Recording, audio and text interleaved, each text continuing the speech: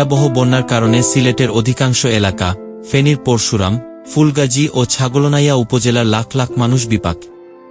খাবার ও পানির সংকটে পড়েছেন তারা।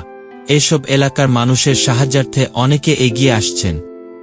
বন্যা কবলিত মানুষের করুণ অবস্থা দেখে হতাশ দেশের জনপ্রিয় সঙ্গীতশিল্পী আসিফ আকবর।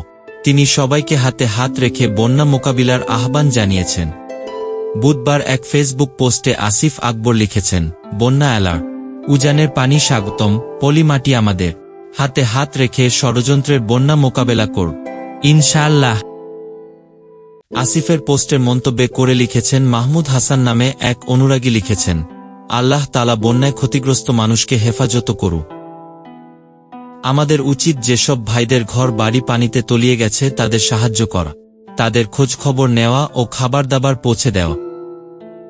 মাদিহা তিশা নামে আরেকজন অনুরাগী লেখেন, কুমিল্লা, ফেনী, নোয়াখালী, সিলেট সহ অনেক জায়গায় আংশিক বন্যা দেখা দিয়েছে। সারা দেশের প্রতিটি মহল্লা থেকে টিম গঠন করে বন্যার্তদের পাশে থাকার আহ্বান জানাচ্ছি।